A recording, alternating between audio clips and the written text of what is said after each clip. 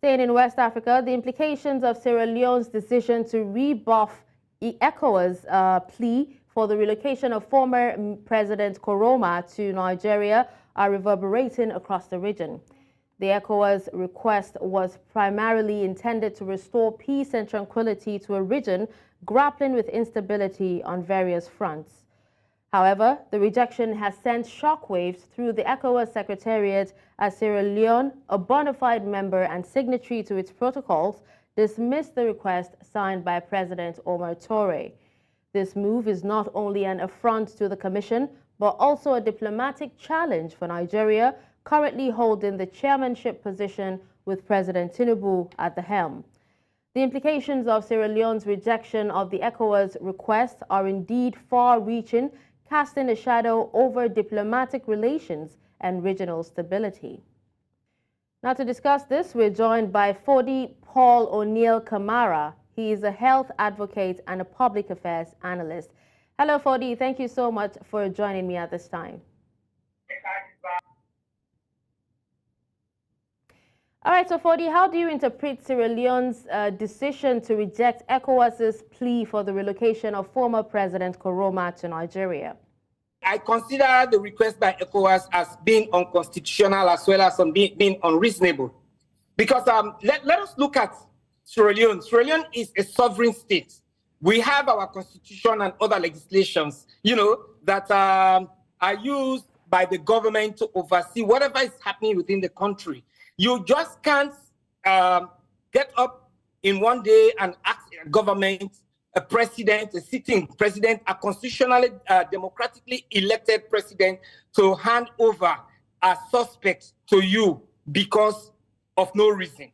Because I don't see any good reason for ECOWAS requesting for relocating former President Ernest Bai Koroma Okay, to so they actually Nigeria. said one of the reasons is to maintain peace and stability in Sierra Leone. You don't see that as a good enough reason?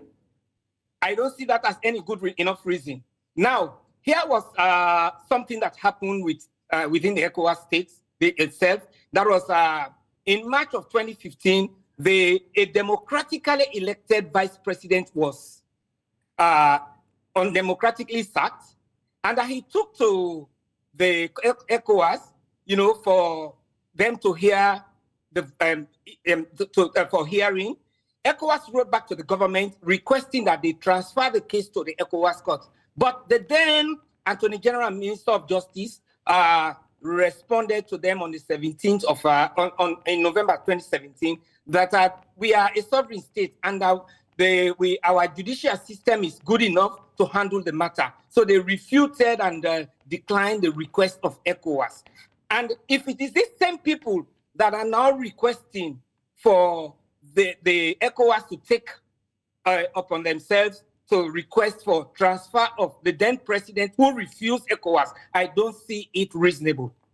All right, so you're saying you don't see a good enough reason why they should actually make this request. But, do you see like a broader implication of this decision, especially for regional relations within the ECOWAS? Yes. In the first place, the implication that this will have on our general populace that elected President Bai into office would be that they will lose confidence in the government. And it is better ECOWAS loses confidence in our sitting government than our people within our country lose confidence in our government. Because now everybody is saying, what is it about the former president? Is he above the laws of Sierra Leone? We are governed by the Constitution. We are governed by the Treason and State Offences Amendment Act of 2021. We are governed by other legislations. And the other question is what makes him different from the other suspects, And the other thing is, why is the president of the ECOWAS being, so pushy on this matter? We have a lot of things that has happened. What is it about? Why was Jacob Zuma, and Donald Trump, the US, Donald Trump was dragged to court. He was never moved to Russia. He was never moved to Germany. He was never moved to UK. But he had to go through the court proceedings in the United States. And why should we move our own cases to ECOWAS while we have a Supreme Court to handle our cases. Okay.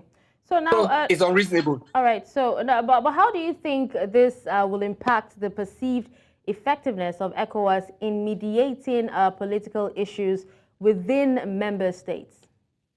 Do you foresee any challenges that could arise from this? In the first place, we have had coups. We have had coups prior to the 2023 November 26 attempted coup within other West African states. ECOWAS could not do anything to reverse that. We have Guinea, a neighboring country. ECOWAS could not do anything to reverse it.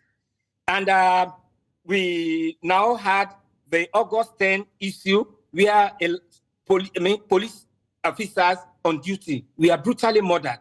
We have had situations wherein innocent citizens have been and properties have been destroyed. And now the November 26th coup attempt, we had over 17 men, both military and police, that were brutally killed. You know, why should we take the case of our justice system in Sierra Leone that is working well to ECOWAS for a single entity, a single individual, wherein we have over 30 other individuals that have been declared as fugitives? So if they move President Koroma to Nigeria, how would that help Sierra Leone? I don't think that will help Sierra Leone. But Sierra Leone is also a member state, you know, of the ECOWAS. Don't you think that, you know, the decision will contribute to the ongoing discourse on the balance between national autonomy and also regional collaboration, especially in addressing political and diplomatic challenges on the continent? It will not. For me, it will not actually have much impact on the regional collaboration because no country has ever intervened into the Senegalese issues. No other country has ever, ECOWAS has never intervened into the Nigerian issues. Why should they intervene into Sierra Leone? You know, let them leave us as Sierra Leoneans to deal with our issues. Let us be there as a backup to support the sitting government. They know he is democratically elected. After this coup attempt, Tinubu and the others made statements, and these statements were that they were condemning the coup attempts. Why don't they leave President Bio to handle the Sierra Leone issue in Sierra Leone rather than pushing them out? All right. Well, thank you so much, Mr. Kamara, for joining us at this time and speaking on this. We appreciate you for your time. Thank you very much.